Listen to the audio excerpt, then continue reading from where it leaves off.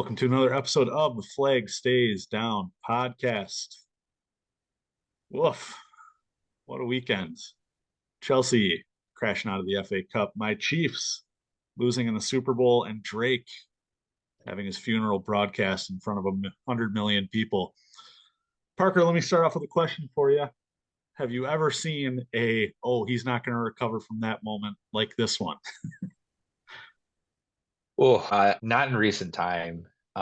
Hip hop has a deep history of diss tracks, and feuds and battles that go on, but they usually go on in the depths and not as widely broadcast as you said it. It's actually really funny. My older brother was very late to the diss party, and he called me just about a week ago, and he said, like, I know I haven't been paying attention, but this thing's kind of crazy, you know? And then of course Kendrick wins a Grammy, or multiple Grammys, I should say. And you just never really thought that a diss track, pretty damning diss track, I might say, uh, would get a group of so-called distinguished people to vote on it. It's a great song.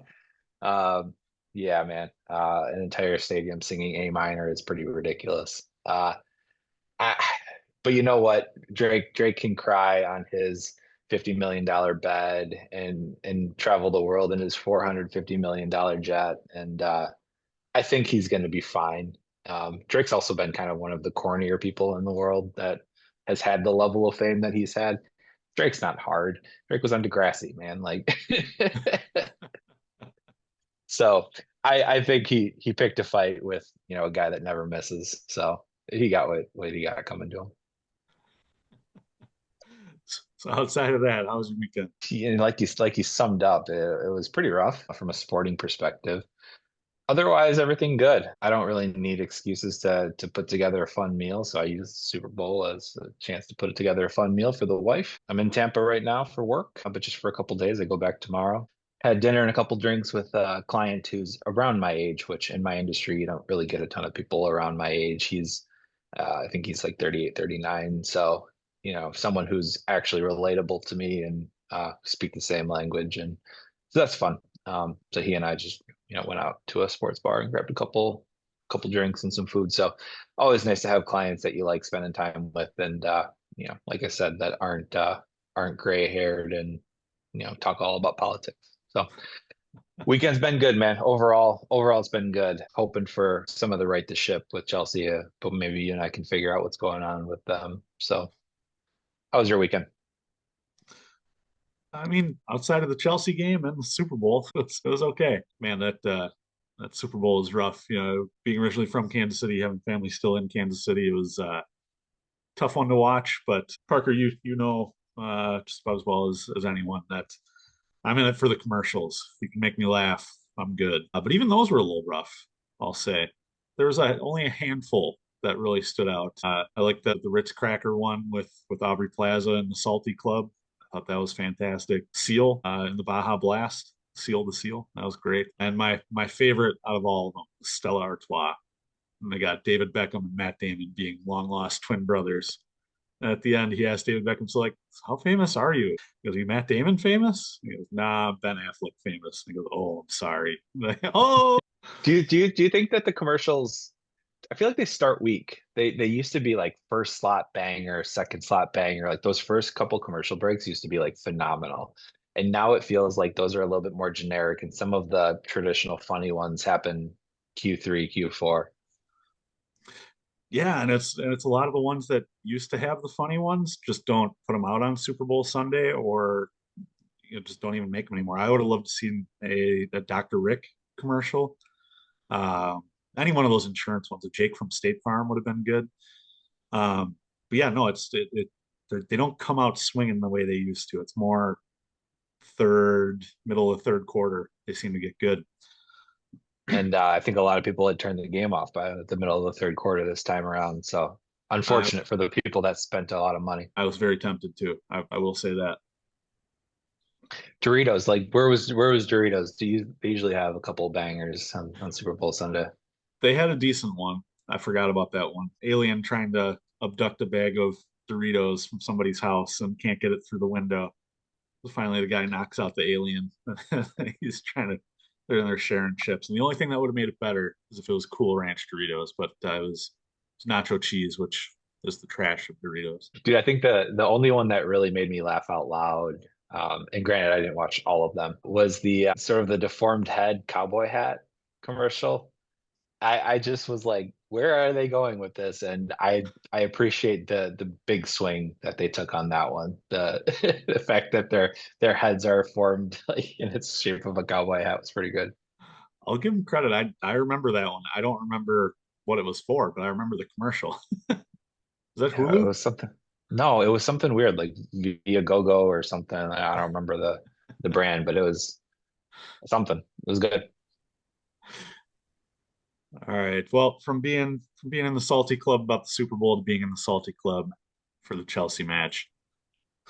Of course, we score first. We score early. Of course, we fade away in a match. 2-1, the final from the Amex as Chelsea crash out of the FA Cup. Parker, you had the privilege of watching it live. What were your initial reactions? Privilege, honor, and duty. Yeah, make me sound distinguished. I did watch the match live and wish I didn't. Uninspired was the first word that comes to mind. Really kind of had it was a really go through the motions kind of a match. Like, when you go back and watch it, and I'm curious what your thoughts are for kind of seeing some of the goals, but like you watch the Jadon Sancho, I'm sorry, the first goal that Brighton scored back, and Jadon Sancho kind of closed down the same guy Cucurella had, and then when it got passed up to the person who scored it, Sancho kind of like half walked towards him, and then just didn't even really react to the goal going in. Part of me likes it because it's kind of like, all right, next thing up or whatever, but part of me is like, that's a through the motion. That's a training exercise. Like, doesn't matter. Doesn't really impact me. Like, whatever. This goal gets chalked up as whatever. Those are the things you hate to kind of see. And yeah, like I thought we got super fortunate with the goal that we had. It's a massive error. You know, Palmer does well to get it on target. If I'm really Question mark? stretching here, if I'm super stretching here. But yeah, it just we didn't really create much. We didn't do a lot to ask questions. I know I say that a lot. Um, but yeah, and so without talking straight for too long here, really I think what it's coming down to, and I think some of the announcers were picking up on it during the match, is there is a very large impatience in our offense. And I'm curious what Maresca's telling them to do because when I see Nkunku coming all the way past midfield into like the defense line to pick up balls, when I see Cole Palmer do the same thing, when I see everybody on our side of the pitch and then no kind of attacking prowess going forward or less of it. Yeah, I'm just kind of curious like what the messaging is from Maresca versus what the boys are actually doing because it's hard for me to believe that he's telling Nkunku to go pick up the ball there. To me, it kind of looks like he's getting impatient and wants to get involved in the match and get on there. And I contrast that with a dude that I called out in a group chat, but it was someone who I was watching pretty intently, which was Matoma for Brighton. And Matoma has very few opportunities in this match to really make an impact on it. And he doesn't really seem to get phased by it. And he gets a couple of balls played out to him, but goes large stretches of the game without it. And then when the ball comes to his feet, he kind of tries to make something happen with it. And I wish our guys had a little bit more of that mentality of I don't need to impact every second of this game. However, when the ball gets played out to me, I have a chance to make something happen. And I think all of our guys have this like, yeah, the magic happens when the ball's at my feet. So let's get it at my feet right now. Yeah, there was definitely quite a bit of that. So the question about the offense and what's being said versus what's being done is certainly a good question, one I have considered. Man, my reaction, and you hit it spot on, was just kind of a going through the paces, going through the motions kind of a match. And I know that we have injuries up top. I know that you and Jackson are both out. I know we have injuries in defense and all that, but you look at who gets put out there. It's a strong B plus lineup, I would say. Really you're just missing Enzo, you're missing Jackson, and in the back four, you're missing Reece James. Goalkeeper we've seen is easily interchangeable. But you look at And that Levi, I'll say as well, is probably yeah. fair, fair. Um, then you look at that bench and you're like, okay, so the plan was let's score early and score early often, and we'll kind of ride it out from there. And if it doesn't go our way, it doesn't go our way. Like you know, then we get to play the kids. It from top to bottom felt like a match that we did not want to be a part of. Then why don't we just play the kids? So then why don't we start five teenagers when we instead of having five teenagers on the bench? At least it clearly communicates where your priorities are in a match like this. And against Brighton, who you play again in 6 days, why not? I look, Tyreek George didn't have enough time to really impact the match at the stage he came on, and he didn't really get the ball much. So hard for me to make this point blatantly. But I would have loved to see him play a full 90. I would have loved to see him start when Jadon Sancho hasn't really done much to solidify that position on the left wing. Why not? Like, what do you have to lose here? Yeah, no, and you could say it for a couple different positions. Talk about Achimpong, he probably could have played. Um, there's one other name on the bench, and I apologize, I don't have the bench in front of me here. Oh, there it is. Uh, And Salimo, Anselmo, I understand, he's getting integrated into English culture, English football. New signing, Mathis Mugu, he wasn't going to play. We just signed him 3 days ago. But like Ish Samuel Smith, I thought, if you're going to play the kids, he should probably get a look. It was just very, yeah, it was going through the motions and trying to hide that you're going through the motions. which is kind of to me the worst way to do it. And then again, I feel like some of our guys have just kind of regressed a bit. Malagusto being kind of the first one that comes to mind. He has had not a great year. And it's been kind of consistent now over the stretch of 6, 7 games where he hasn't really had the same level of impact that he's had previously and last year and whatnot.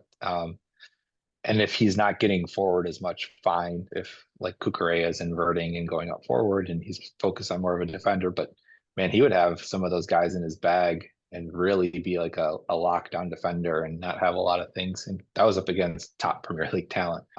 Haven't seen that as much out of him this year.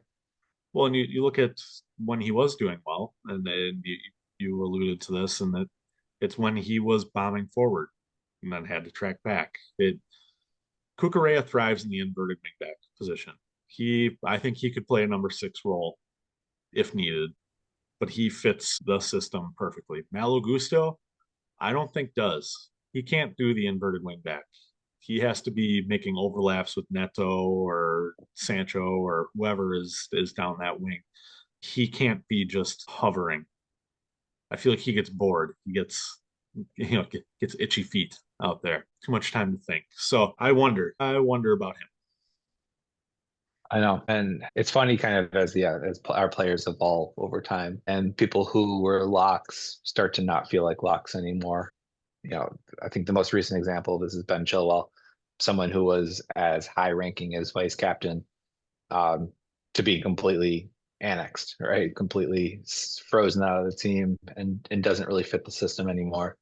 So, I think one of the things that one of the criticisms that I have about Maresca is his sort of inability to adapt to the players that are around him, instead of just kind of sticking to what works for him and what his sort of vision of this team is. When you have some really talented guys that are pretty dynamic, like they're not just one trick ponies. Some of them are, some aren't, but there are guys that can fit a couple different spots. And I think he needs to be a little bit more creative, and I miss some of the creativities of player going back a few years where you can plug a Ruben Loftus-Cheek as a right back or a Christian Pulisic as a right back in a pinch and not have it look horrible and still play like a team, still be able to function and do a good job. Going all the way back, you can focus on one of the most famous lineup changes ever, which was the Champions League final where Ryan Bertrand started.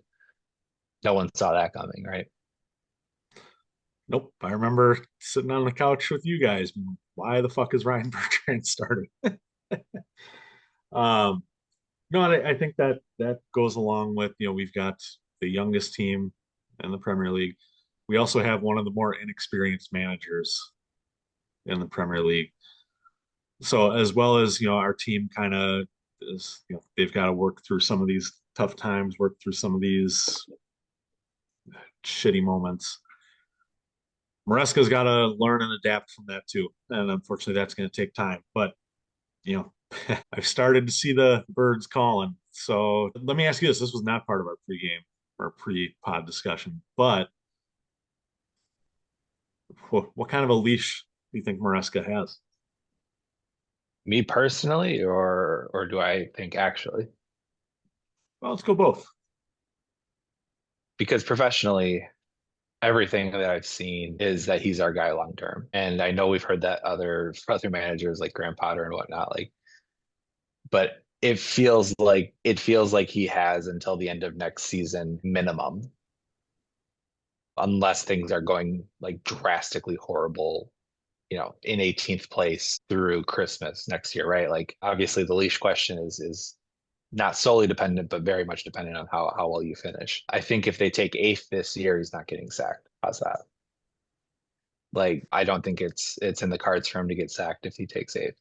I think Chelsea fans riot if we take eighth, given where we were, which was second place at Boxing Day. But I think that's where the expectations and him sort of overachieving that first stint are versus our preseason predictions of where this team would finish. And I think eighth is in the mix from what we kind of thought it would be. Say, I think last week we were just talking about how tight it was from, or maybe that was 2 weeks ago, from pretty much third down to it was eighth or ninth. Um, yeah, no, like you, realistically, I think he has through next year, but with a couple caveats. There has to be, I would say, at least Europa League, which means either winning the Conference League or finishing sixth, fifth or sixth this year. Um, Do you think if he doesn't get it, he's gone? I think discussions will be had. I think options will be explored. But I think the other thing kind of holding us back there, and I'm not calling for him to be sacked whatsoever. This is amazing for me. Um, not calling for him to be sacked, but what what good manager is available? Who are you going to be able to go out and get who meets Chelsea fan demands of got to be a top coach, got to be good at the media, got to be this and that and this and that. The only person I can think of, and he doesn't even fit most of those qualities, is Iriola from Bournemouth. But his first 3 months at Bournemouth, they didn't win a match, and we don't have patience for that. We don't have patience, period. I think that's one of the issues with the club. And I know I understand the reasons why we don't. But yeah, you look at a lot of top clubs. Mikel Arteta's head was on the chopping block for a long time. Even Jurgen, his head was on the chopping block for a large stint of last year and the year before it because they were wavering where they were at. They weren't competing with City. They weren't at the top of their game, and they kind of had some missteps there. People were calling for a legend like Jurgen to get sacked, and even Pep earlier this year. City fans calling for his head. It's a very much what have you done for me today, not even lately, today kind of a league. So we're out of the FA Cup. That's another trophy we can't win this year. Got two left. One is not attainable at all, and that's the Premier League. But top four is its own little trophy, apparently. The other one is the Conference League. So, Parker, let me ask you this. Is the FA Cup, should it have been an important trophy for this club? Should it be? Yes. Here's why. I'm sick of not winning domestic cups, and I'm sick of the excuses. I feel like our club's history winning domestic cups was part of it, and I know we have like bigger aspirations now, being Champions League, being Premier League titles. Like those are bigger deals than the FA. Yes, if you point a gun at Maresca's head and he has to shoot one, like he's going to shoot that instead of the Premier League. I get it, right? That said, we have the youngest team, as you commented before. We have a seemingly deep team as well. There's no reason why we can't go deep into cups. There's no reason why we can't have a team that can compete on multiple fronts. So it's frustrating that we don't care more about it. That said, it's not the end all be all, but we haven't won a domestic cup since 2018. And I, as a fan, I always celebrated big tournament wins, Premier League championships, Europa, Champions League, and FA Cups by purchasing scarves. Like I haven't bought one in a while. I haven't bought one in a minute here. And not that I'm just looking to spend money, but it's the celebration aspect. It's the hoisting of the tournament, the trophy. Even when we won the Club World Cup, a bullshit tournament that doesn't mean as much. Watching Dave win the last thing on his checklist was important for me, and I enjoyed that. So it frustrates me that it's not. I understand that a team like I'll just use Plymouth Argyle for example because they upset Liverpool on Sunday. It's a much bigger deal for a Plymouth Argyle. It's their March Madness moment. It's a chance for them to go play at Wembley, do the whole pomp and circumstance, and really like go up against the big boys in a way that they don't have a chance to, considering they're 24th in the championship. They're probably going down. Like it can be like their last hurrah. It can be something that their fans really hold on to. Also has a huge financial benefit for those clubs. We don't talk a lot about that because financially we're fairly stable. For these smaller clubs, it is a huge deal. It can really be the difference between like not signing anybody and signing someone like pretty good, like a Harvey Vale, the QPR, like to fund the contract to do that, bringing in a big name, big-ish name. It's important for those clubs. So it's never going to have the same weight as it does for those other folks, but still something I like to celebrate when we're in the mix for it, when we're in the hunt for it. Yeah, and I agree. It should be something that should be a priority for us. I understand the Carabao Cup not being one. It's the second cup. It's I think you get a Conference League berth if you win it. It's something not relevant. But the FA Cup, it's the magic of the cup. It's all that, like you said, it's March Madness early on. But just like in March Madness, the deeper you get, the later you get, the more you want to see the blue bloods. So, as fun as it is to see upsets, Plymouth beating Liverpool and matches like that, it's absolutely a competition that you should be in on every year, 100%. And this was the year to do it. You look at who's left, and the only teams that scare me are Villa, Newcastle, and City. That's all that's left. We're in the fifth round. This would have been the year to make a run. Um, and, you talk about depth, and I'm going to get off on a little tangent here, so I apologize. This is the first time that I have been heavily critical of the sporting directors. I like their plan, bring in the best of the best of the best who are young, and you can, basically have control of their contracts for long periods of time, with the idea that your team is going to grow together, build together, and over the long run, you build those dynasties. I get that. I love that. I'm all on board with that. But in the meantime, when you have holes, they need to be filled. And you need to take a little bit of a tougher stance on some of these guys. Renato Vega, who I honestly already forgot about, was signed, came in talking about, oh, if I can play on the left side of defense, if I can play center back if needed. 6 months later, he goes, no, no, no, I want to play center back exclusively.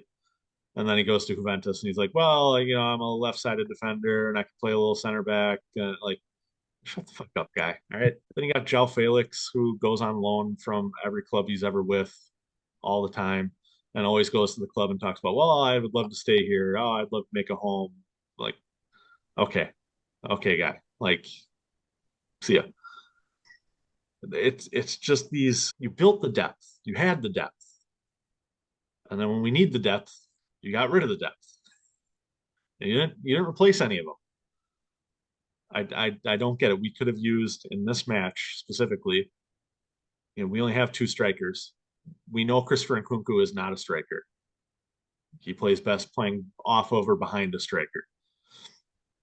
So you're missing Jackson, you're missing you.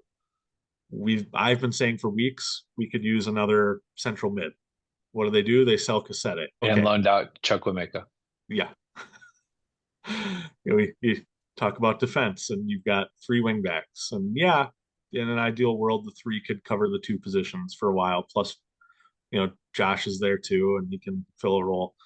And we don't go and sign anybody there. Center back, okay, well, we're gonna exile this guy and then bring him back because oh shit, we need somebody. Goalkeeper, we're still, we've spent 50 million pounds on goalkeepers over the last 2 years, and we're still in the same spot we were before. At some point, at some point, you need to get people on shorter term contracts, veterans who can come in, fill a role for a year and a half. A Thiago Silva. Thiago Silva would never be signed with this group. But bringing in somebody like that would be fantastic. Bringing in, gosh, I'm going to throw this name out here. It's never going to happen. But bringing in a Harry Kane next year when his release clause drops to 50 million would be a fantastic move. Going and getting David De Gea when he was available as a free, take a flyer on him. That would have been worth it. You got to start plugging the gaps here. And look, I know I brought this guy's name up a bunch, and I promise you it's not like the end all be all solution to things, but like that's why I was cheering for a Garnacho to come because he's 20 and he's got Premier League experience and he's dynamic and skillful. Like I know he's not perfect, and trust me, I get it, but like getting some of these other guys in, like you get to cash in on your lottery tickets, well then go spend the money. Like it's no fun to win the lottery and then just like live like a peasant. You got to go buy the boat at some point. And guess what? When you go buy the boat, you realize shit, it's really expensive to own a boat. This kind of sucks, but it's still really fucking cool. Like you got to go buy the boat. You got to go do stupid things with the money. You got to go out and overpay for somebody that still like goes fills a role, man. You got to like you got to do it. And I think there's a lot of fear of overpaying for um, people without upside, people without like unlimited potential. I think that there's a really hard stance against that right now. Um, because once people become proven, then they become inflated value. And that's where you're in the 80 to 120 and upwards range of transfer fees. It's like, yeah, because they've proven it. They've done it at least once. That's why Oshiman's fee was ridiculous because he had that one season. It's like, but we got to get someone that can do it now and not have the potential to do it in 4 years. That's the problem. Yeah, yeah, and we were told early on, give us 4 windows, then you can evaluate. January was the last of the 4. So, either you're using those 4 windows to build, young talent, pipeline, all that. I get it. And then the 5th is where you start plugging holes, or this was the one where they should have been doing it. But I don't want to be too negative, but we'll never find out. No, and I think like obviously we're at like this point of demarcation and where this team can go. And as we're watching the Netflix documentary in real time right now, looking back at this moment, we could be like, oh my gosh, this is the point where they did start plugging those holes and doing some of these things. Or it could be like, yeah, and then there was a super toxic clubhouse and there was mutiny and then sporting directors all left and sold the team, right? Like we don't know which way this is going yet. Um, Unfortunately, but like it could turn around if like if the team finishes, I'll just say fifth, we're on a constant improvement trajectory still with one of the youngest teams out there. And as you kind of detailed either last week or 2 weeks ago or 3 weeks ago, whenever our transfer recap kind of episode was, we cleaned up the books a lot and really have a lot of like potential to spend money in the next couple of windows to go out and get some of those guys. I think it's just too early to evaluate the big term picture because right now it feels frustrating, right? It feels frustrating because we're not addressing some of the immediacy of what we need. So we've got like you said 4 or 5 times already. We've got a very young team, a lot of quote unquote depth, we'll say. Maybe not at the moment with injuries, but we do have depth. Is the Europa Conference League a must-win competition? I'm gonna toss this one back to you because I'm curious how you feel about this contest. You've championed it a little bit more than me historically, so I'm curious if you think like is this must win for our squad? Man, I mean, just on paper, you look at the teams in this competition, and you see Chelsea on that list. And you and I have played enough competitive volleyball to know, like, oh man, you see a team that should be in gold bracket dropping down to bronze, you know you're probably going to get your shit rocked. That team should walk through that bracket. That's what we should do. Absolutely. And I like the conference league. I like giving European competition to not just the same 4 or 5 teams out of every league every year. I like the variety. I like involving some of the lesser known nations. We've got where we played Kazakhstan earlier. Yeah, for sure. Yeah. I like that.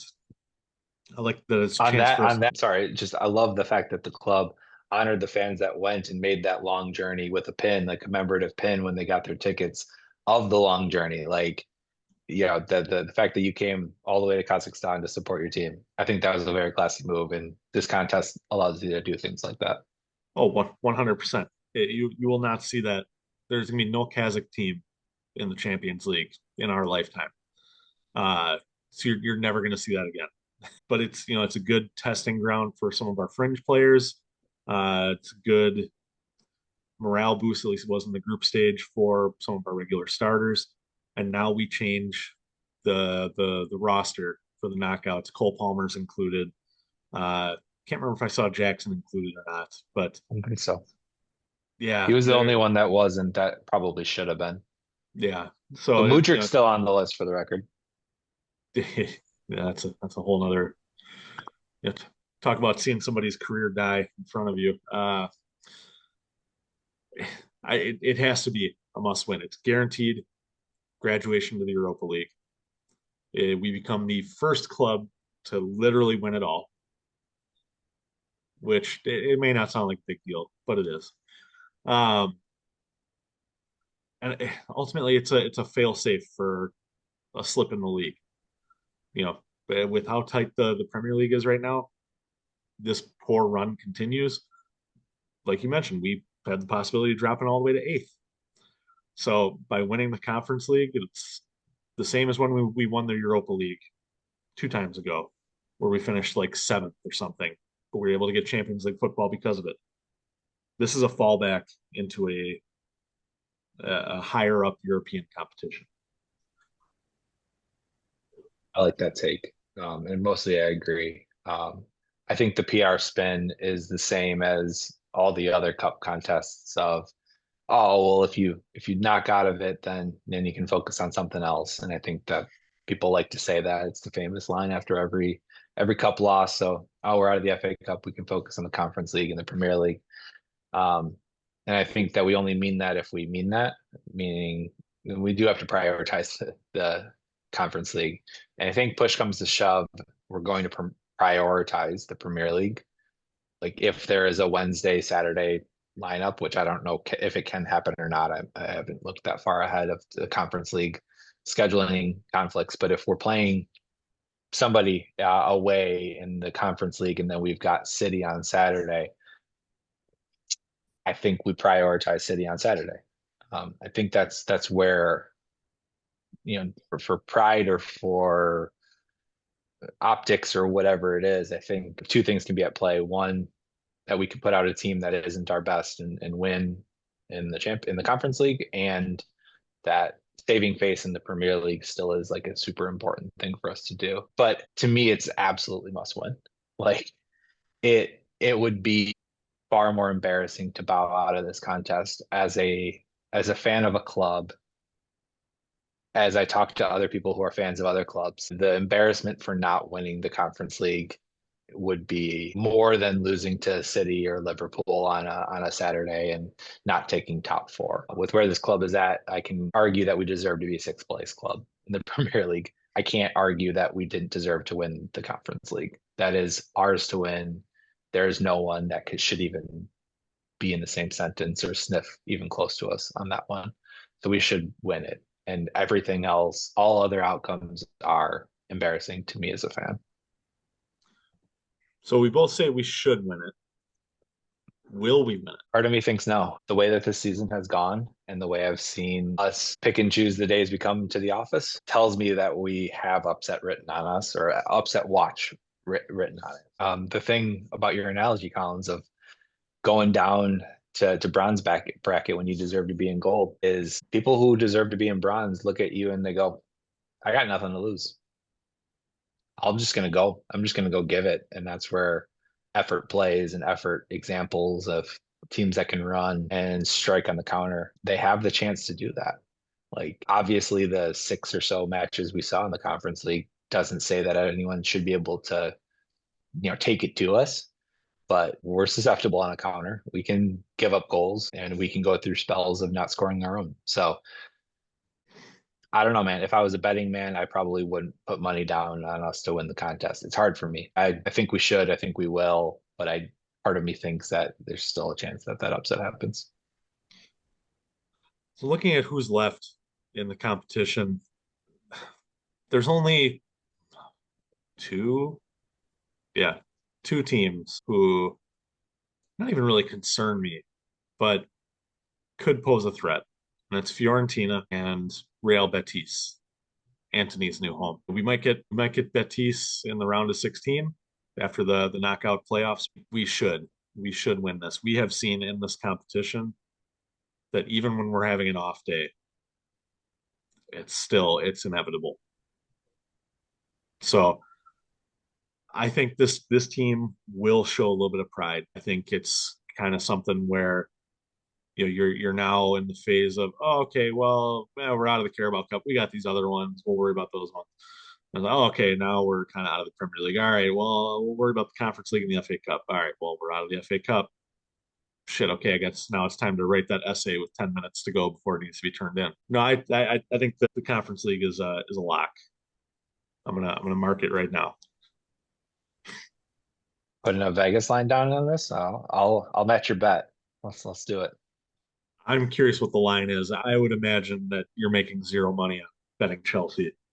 Yeah, bet 1,000 to win 1,100. See, Chelsea to win the Conference League minus 275.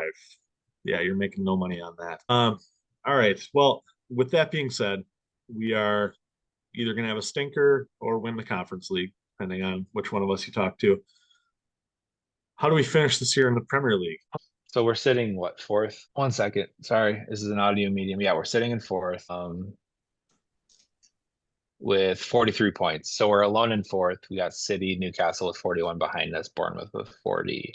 I'm going to say we finish fifth. I don't have a ton of thought or idea of why that feels right, but I feel like we're still going to have our ups and downs. We're not like in a position to go on a deep run, have a string of games. Like nothing that I've seen has said that we're going to have a string of games that like really feels strong right now.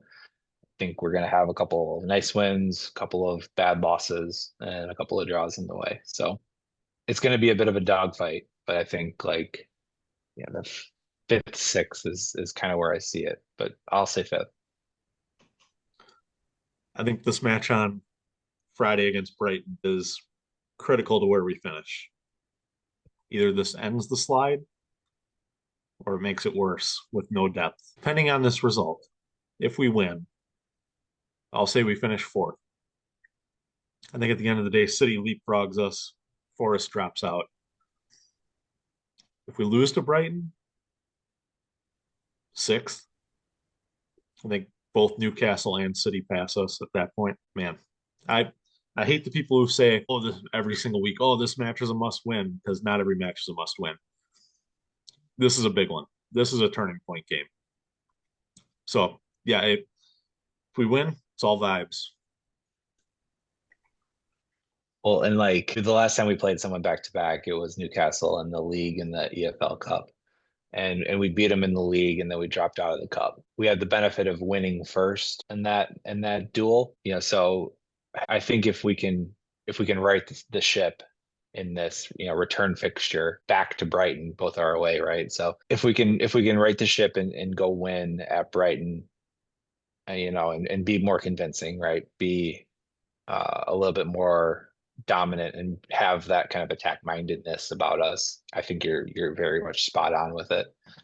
Um, yeah, this year has been interesting. It's been, how do we respond? We ask that question a lot, right? How do we respond to what's going on, and how does the team, and how does Maresca, and how does he address the press? How does he address the boys? How do the boys come out? Who does he pick? All of those questions. So, but yeah, if it's a we right the ship against Brighton, that's great. If it's we just lost to Brighton twice in a row, now I think you're really going to hear some alarm bells, especially if we look and feel the same. If we are lethargic against them and don't look like we can put the ball in the back of the net, and then they go score two more on us. That was a 2-0 game that had a Robert Sanchez-esque. I'm sorry, I was not going to say that, but it had a Robert Sanchez-esque mistake in goal to gift us one. That was a 2-0 game. If they do that to us again, then alarm bells are going to really sound off. So Jackson could be back as early as Friday. Mark you, we don't have any word on other than it doesn't look like a short injury. It might look like a long injury. Who is your striker in this match? Because it sure as hell isn't Christopher Nkunku. False nine. It's Palmer. You play four across that, across the bow kind of a thought with our two wingers, and then like an Enzo and a Palmer, but then you just stack the box. Our guys play like that anyway, kind of. Like I said, Palmer likes to go back and get the ball anyway, like that. So I think you stack the box, and you don't play with a traditional striker. Nkunku was largely out of the picture in that game. And I think, like I said, as I started this podcast, it's because he doesn't fucking wait his time for something to come in. He's out of position when Sancho is bombing down. He's at half line where he's not supposed to be, because he started the build up and now Sancho's about to cross, and he's nowhere to be found. So I think it's his impatience. And it's funny because everybody hates Jackson when he's missing opportunities, but then everyone's like, I miss Jackson. Jackson would have been there. And look, I think one quick thing I wanted to say before we kind of wrap this up, like, a lot of people attribute to most of the success of our team to Cole Palmer, which I agree a good amount goes to Cole Palmer. But when guys like Jackson are scoring, when guys like Madueke are scoring, when guys like Mudryk are scoring, when guys like Caicedo are assisting, and guys like Enzo are assisting, our team is firing. And right now it's Cole Palmer was doing a lot of those things whilst all of those other things were going on, which is why we went on really strong runs. Cole didn't drop off. He's done what he's done, but like the rest of the team is kind of letting him down a little bit. Of they're not firing at the same proficiency as they once were. And now some of the problems are kind of starting to show up a little bit more. Yeah, I like Palmer as a false nine because he can create his own shots. Right? He can make something out of nothing. It worries me though. We typically don't play well in a false nine. We haven't done it. I don't think we've done it under Maresca, but past two or three managers hasn't ended well. Having somebody like João Felix would have been nice. Having somebody like David Washington would have been nice. What about Fofana? DDF. I forgot he's back. I don't He even. is back. Is he injured? Maybe. It's I funny. We talked about the Luca trade, and then like this big massive blockbuster goes on, and then everyone forgets that Luca's actually hurt and he's not playing right now for the Lakers. Like everyone's like, "Oh, when's Luca's first game?" It's like he's actually not playing right now. There's Anthony Davis. Okay. It's that true. Speaking of Anthony Davis, man, I would love to see Tosin as a false nine. For the amount that we whip balls into the box with nobody in the box who has a presence about themselves, it's a waste. It reminds me of Tuchel ball at the end. whip it into no one. Give me Tosin I, up top. I think you and I are at our best, our creative best, when we suggest defenders as strikers. I think that's our our contribution to this club. Give me Striker give me Rudy. Marcus give me Marcus Alonso. Yes, yes. Good thing Matt's not on the pod. Can't fucking defend. Get him get him in front of goal. Maybe he's a free agent. We can go sign him. I have heard a lot of worse ideas than that one. All right. Well, there was no man of the match because it was terrible. So, Parker, any closing thoughts? Yeah, sorry, I didn't get to run the Twitter. It's hard to run Twitter when you're feeding your son while watching games. So I don't have four hands to do all the things. And I find when I am trying to do all the things, then I don't actually get to watch the match. So yeah, closing thoughts.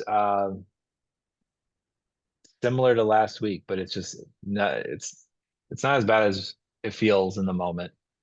When you go through a match like this Brighton one, it feels bad, feels not great. But you know, team's still all right. The big picture's still all right. We still have some work to do, and I wanna figure out a way to get back to our ways before the season kind of closes. I want to find some way to build momentum, not unlike the way Poch ended the season, right? Like something to build off of as we kind of close things out. So looking for that. But the grand scheme of things is that the project's still underway and working. So we're all right. We're okay. Return to normalcy for Parker. I like it. All right. Well, make sure to subscribe, rate, and review wherever you get your podcasts. Give us a follow on social media at Flag Down Pod. Parker, it's been a pleasure. Hopefully, we have a little bit more of a positive pod next week. Valentine's Day game, baby. We'll kiss your loved ones and up the Chelsea. Cheers. Cheers, buddy.